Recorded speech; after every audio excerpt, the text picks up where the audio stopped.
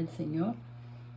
Vamos a introducir la palabra del Señor. Mi nombre es Judith de León y estoy aquí para servirles a todas, ¿verdad? Para llevar a cabo el programa de Madres de Rodillas, Hijos de Pie. El tema de ahora, de esta noche, va a ser la esperanza. Yo tengo aquí algunas notas, les voy a estar leyendo. En Romanos, vamos a leer Romanos 4, del 17 al 20, y vamos también a hacer algunos comentarios de esta lectura que vamos a tener. Acá en Estados Unidos hay muchas personas que viven en la calle. En la mañana, cuando yo voy para mi trabajo, paso por algunos puentes en el downtown de Dallas, en el centro de Dallas, y veo gente que está pidiendo dinero, ¿verdad? Gente, a veces son jóvenes, a veces son adultos, a veces de mediana edad. Casi no se ven niños, gracias a Dios, ¿verdad? Pero sí vemos personas, y cuando los veo, me pongo a pensar, Señor, ¿qué les pasó?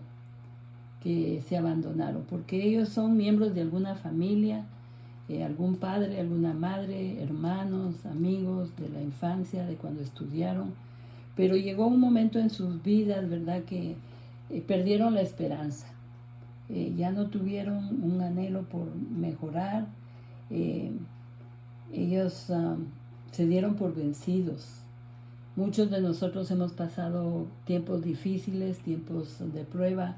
Estaban platicando hace un momentito, hermana Patricia, hermana María, del proceso, ¿verdad? De que a veces pasamos y que ahora cuando lo vemos para atrás damos gloria a Dios que ya lo pasamos, pero mientras estamos en ese proceso, muchas veces la esperanza decae. El diccionario nos dice que la esperanza es un estado de ánimo que surge cuando se presenta como alcanzable algo que se desea.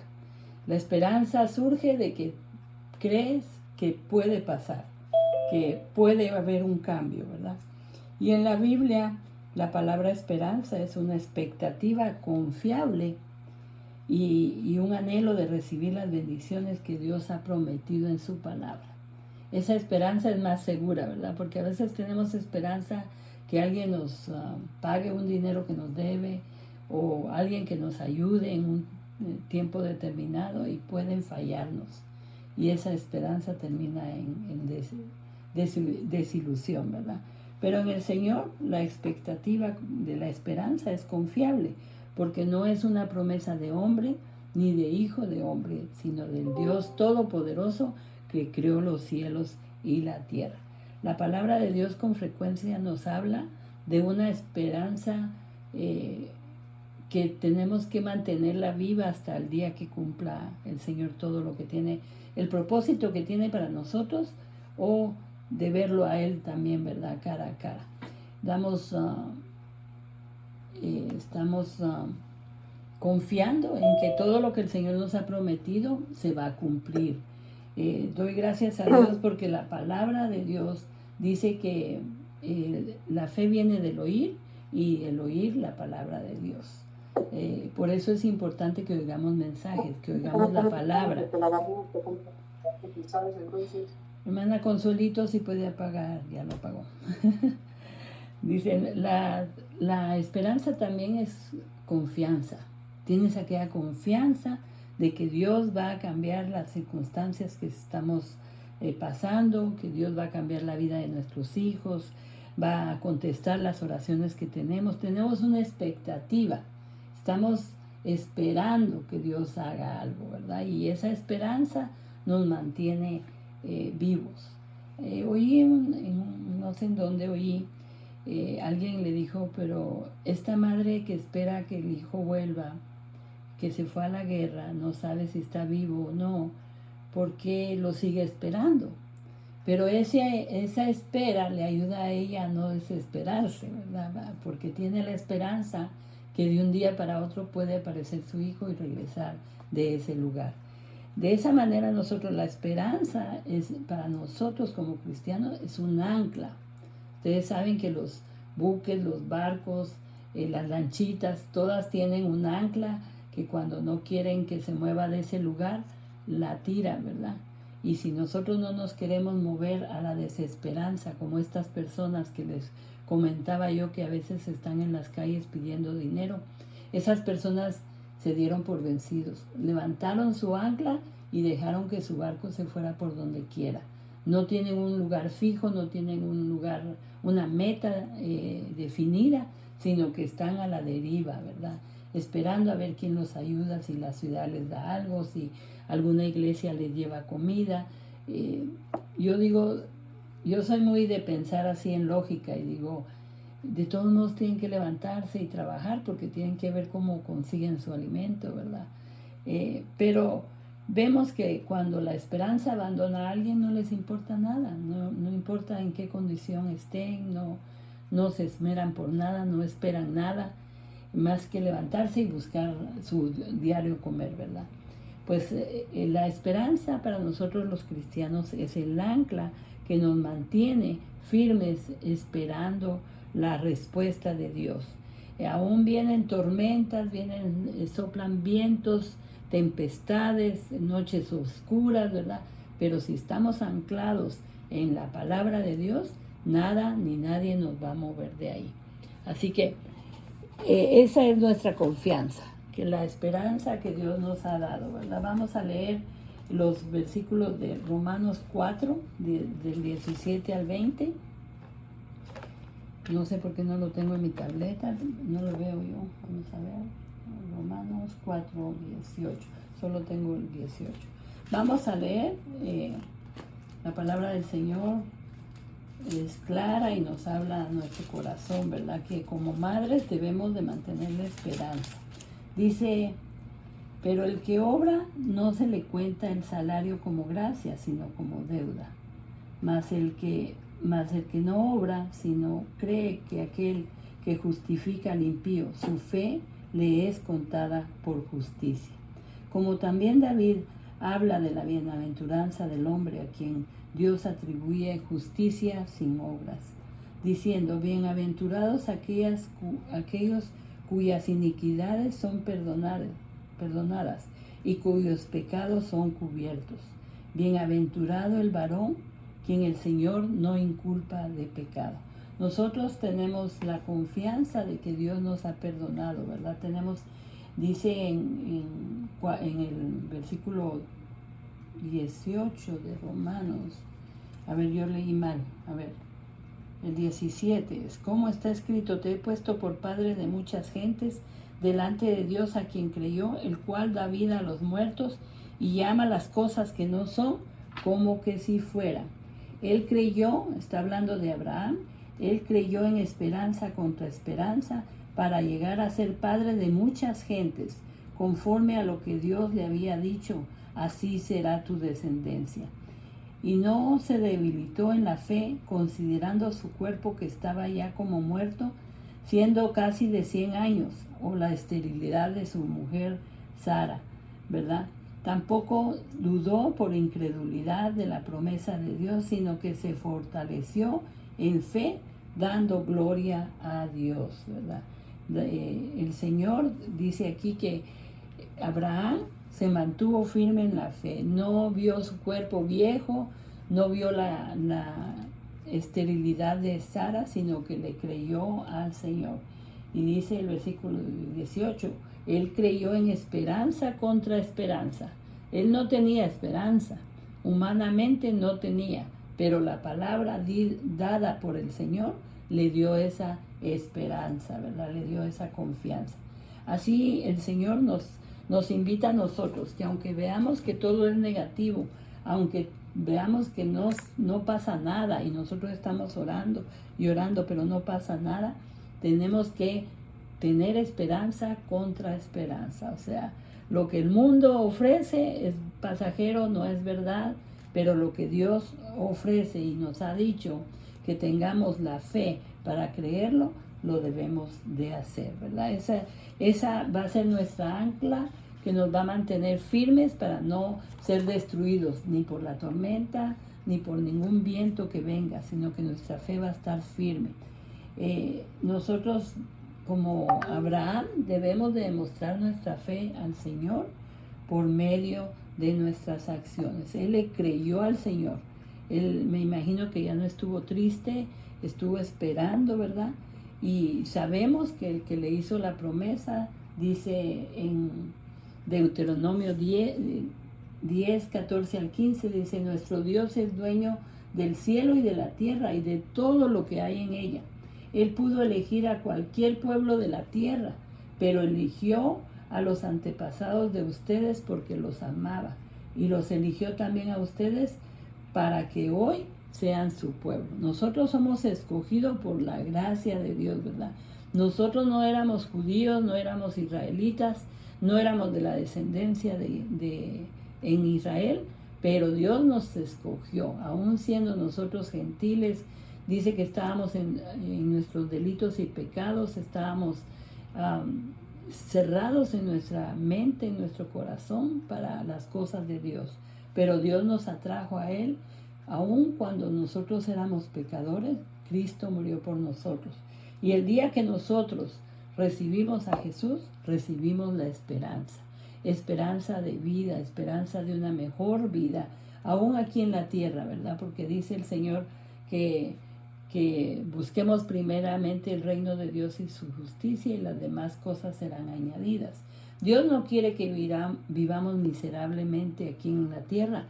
Hay procesos, hay tiempos en que pasamos necesidades, pero las promesas del Señor es que las bendiciones nos van a seguir a nosotros, ¿verdad? Como dice el Salmo 23, que dice: el bien y la misericordia me seguirán todos los días de mi vida.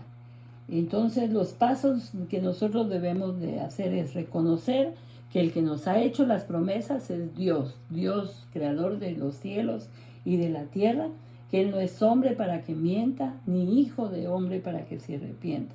Que a pesar de lo que vemos, debemos de confiar en que Dios va a cambiar esa situación, Dios va a restaurar ese matrimonio, Dios va a levantar a mi hijo caído, Dios va a proveer un trabajo de lo que yo estoy pidiendo, Dios va a sanar de esta enfermedad, Dios va a libertar de esta adicción, de este enemigo que se ha enseñoreado tal vez de nuestros hijos o nietos.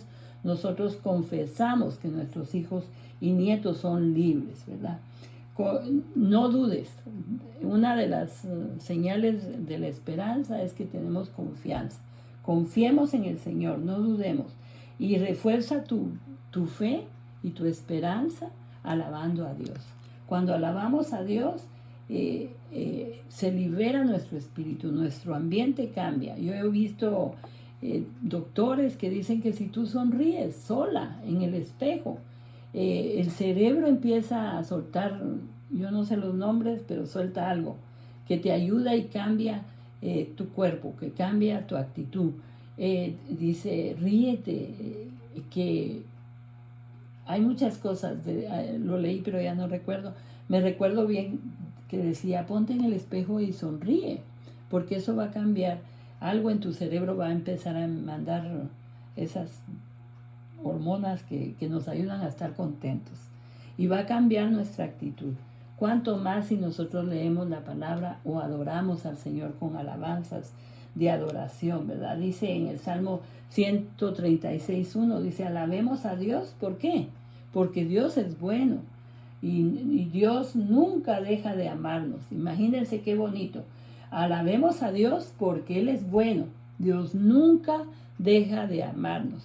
Muchos años antes vivíamos un evangelio de condenación: si no haces esto, si no haces esto, y vivíamos con miedo de que al final tal vez nos íbamos a ir al infierno.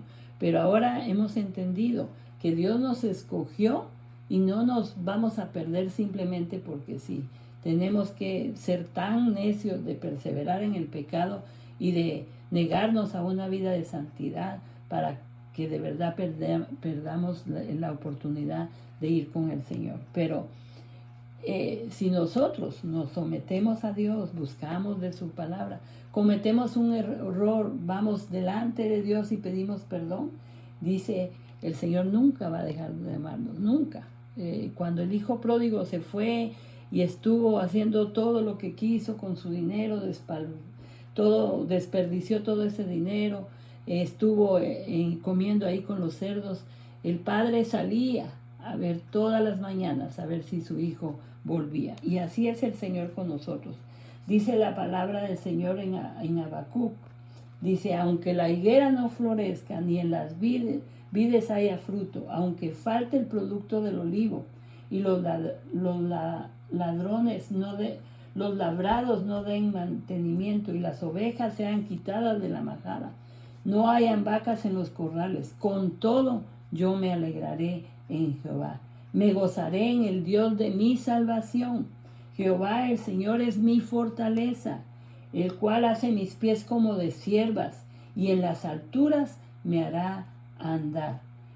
Es algo tan hermoso todo lo que dice aquí en Habacuc, ¿verdad? Que aunque no tengamos nada, el enemigo puede decir, estás destruida.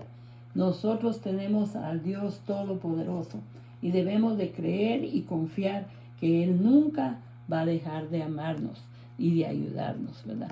Cambiemos la actitud que tenemos frente a los problemas. No nos miremos como víctimas o personas derrotadas. Mirémoslo como un reto. Si Dios permitió que yo pasara esto, es porque Él me va a ayudar a salir adelante. Confesamos la palabra de Dios. Dice Efesios 3:19, nos dice la palabra del Señor, hablando entre vosotros con salmos, con himnos, cánticos espirituales, cantando y alabando al Señor en nuestros corazones, dando siempre gracias por todo al Dios y Padre en el nombre de nuestro Señor Jesucristo. Eso es lo que debe de haber en nuestra boca, confesión de victoria.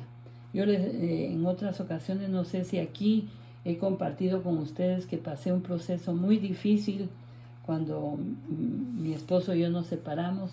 No fue decisión mía, ¿verdad? Pero el Señor lo permitió. Y yo me afligía y decía, ¿cómo voy a pagar mi casa? ¿Cómo voy a pagar mi casa? Yo tengo solo un trabajo de part-time, o sea, de medio tiempo, y me hice planes en mi mente, voy a hacer tamales, voy a hacer esto, voy a hacer el otro, pero siempre estaba afligida, decía, ¿cómo voy a pagar mi casa? Porque no es solo la letra de la casa, la luz, el agua, el seguro, el teléfono, mi comida, la gasolina, eran muchas cosas. Pero yo tenía un grupo de célula los viernes y cada vez que íbamos a la célula, yo les decía, hermanos, oren por mí, porque yo no sé cómo, pero el Señor me va a ayudar a pagar mi casa. Yo no sé cómo, pero el Señor me va a ayudar. Y yo hacía mi presupuesto mensual en un cuaderno, acostumbraba a poner tanto entra y ponía los diezmos, el pago de la casa, el pago de la luz, el agua, el teléfono, el gas y toda la lista para abajo, ¿verdad? Y del otro lado ponía las entradas. Y cuando yo me quedé sola, me faltaban $500, $600 cada mes. No, dejé de hacer mi presupuesto escrito porque me deprimía, me bajaba el espíritu, ver que cómo le iba a hacer para pagar si las entradas eran menores de lo que yo tenía que gastar. Pero Dios en su misericordia, yo siempre les vivía diciendo, no sé cómo le voy a hacer, no sé cómo, pero Dios me va a ayudar a pagar mi casa, Dios me va a ayudar a salir adelante. Y un sábado después de la noche del viernes que fue la célula, un sábado en la mañana yo me desperté, una amiga me llamó, me dijo, ¿qué haces? No, pues apenas me estoy levantando, pero siento esa angustia en mi estómago. Ustedes saben, cuando uno está afligido, da un dolorcito de estómago que no lo podía explicar y le digo, es que el enemigo me está diciendo, oh sí, el Señor te va a ayudar, así como te ayudó con tu matrimonio, oh sí, sigue diciendo para que quedes o sea, el enemigo empezó a atacar mi mente y no vas a poder y no vas a poder.